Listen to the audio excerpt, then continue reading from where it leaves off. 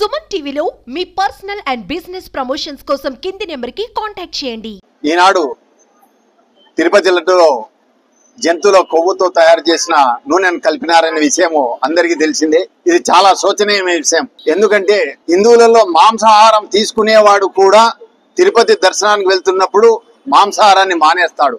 మాంసాహారం తీసుకొని కూడా భయపడి తిరుపతి కొండ ఎక్కే ప్రతి హిందువులు కూడా బాధపడే విషయము. ఇటువంటి చర్యకు పాల్పడిన దుష్టులను శిక్షించాలని, భవిష్యత్తులో ఇలా హిందూ దేవాలయాల్లో ఇట్లాంటి అపవిత్రమైన కార్యక్రమాలు జరగకూడదని, ఇలా చేసేవారికి మద్దతు ఇచ్చేవారిని కూడా కఠినంగా శిక్షించాలని, ఆ సందర్భంలో ఉన్న ఉద్యోగస్తులైతేనేమి అలాగే మండలి వాళ్ళైతేనేమి వారిని అందరినీ కూడా శిక్షించాలని, ఇది కులాలకు మతాలకు అతీతంగా హిందువులందరూ ఒకటి దీన్ని సంఘీభావం తెలుపుతూ ఖండించాలని చెప్పి కోరుకుంటూ సెలవు తీసుకుంటున్నాను. హిందువులందరినీ అవమానపరిచినట్టే. అటువంటి తిరుమల అంటే మనం ఈరోజు సాక్షాత్ కలియుగ వైకుంఠంగా భావిస్తున్నాం. ప్రతి ఒక్కరికి ఇప్పటి నుంచి కాదు, కొన్ని వందల సంవత్సరాల నుంచి తిరుమల లడ్డు ప్రసాదానికి ఎంతో ప్రాశస్త్యం ఉంది. అటువంటి లడ్డూలో జంతువుల యొక్క కళేబరాలకు సంబంధించిన నూనె కలపడం అనేది నిజంగా ఉడక ప్రతి ఒక్కరూ బాధపడాల్సిన విషయం.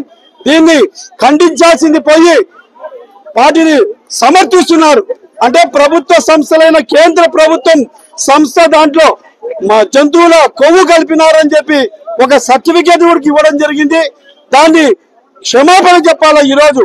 ఆ రోజు వైసీపీ గవర్నమెంట్ లో ఏదైతే ఆ దౌర్భాగ్యమైన పరిస్థితి ఆంధ్రప్రదేశ్ కు కలిగిందో, ఇది ఆంధ్రప్రదేశ్ ఒక్కటి కాదు, తిరుమల లడ్డూను అపవిత్రం చేయడం అనేది మొత్తం ప్రపంచానికి మొత్తం చాలా బాధాకరమైన విషయం. అది మన ఆంధ్రప్రదేశ్ అవమానం. ఆ రోజు ప్రభుత్వం ఎవరు ఉన్నారని వాళ్ళను టోటల్ గా శిక్షించి వీళ్ళ వెనుకలో ఉన్న వాళ్ళను, నేను చెప్పేది ఏమంటే అది తప్పు, చిన్న తప్పు కాదు. దాంట్లో ఉన్న వాళ్ళను ఉరిశిక్ష వేయాలి. ఎక్కడే గాని హిందూ దేవాలయాల్లో తప్పు చేయాలంటే వెన్నుల వణుకు పుట్టే స్థితిలో వాళ్ళని శిక్షించాలి. ఈ రోజు నాయకులు వాళ్ళను ఇక్కడ తిరుపతిలో ఒక్కటే కాదు, మిగతా దేవస్థానాలలో కూడా ఇదే విధంగా జరుగుతుంది.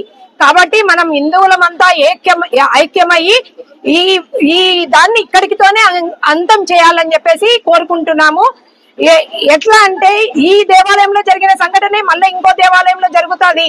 కాబట్టి ప్రతి ఒక్క హిందువు కళ్ళు తెరుచుకొని ఐక్యంగా ఉండి ముందు ఈ సంఘటన జరగకుండా చూడాలని చెప్పేసి గవర్నమెంట్ ను ప్రత్యేకంగా కోరుకుంటున్నాము. మనము ఎంతో పవిత్రంగా చూసుకుంటున్న తిరుపతి దేవస్థానము, మనము వెంకటేశ్వర స్వామిని ఎంతో పవిత్రంగా చూస్తున్నాము. అక్కడ దర్శనం చేసుకోవాలన్నా మనం ఎంతో భాగ్యం కలగాలని కోరుకుంటున్నాము. అటువంటి దేవస్థానంలో లడ్డును అపవిత్రం చేసిన వారికి శిక్షించాలని, ఇటువంటి కార్యక్రమాలు ఇంకా ఎక్కడ జరగకుండా చూడాలని ప్రభుత్వాన్ని కోరుకుంటున్నాము.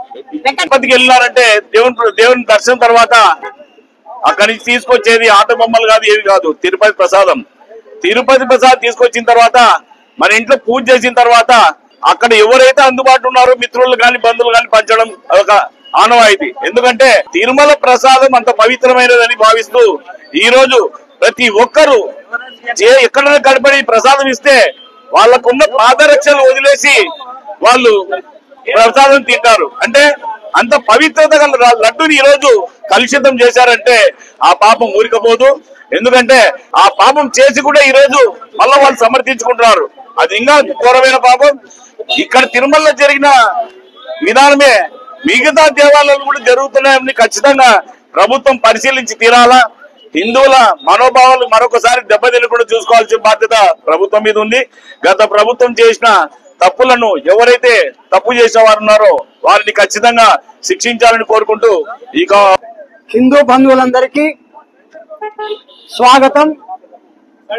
ఈరోజు భారతదేశంలోనే గర్వించదగ్గ పవిత్రమైన, ప్రపంచ దేశాలలో కూడా పవిత్రమైనటువంటి తిరుపతి దేవస్థానంలో అపవిత్రంగా ఈరోజు మనకు పవిత్రమైనటువంటి లడ్డులు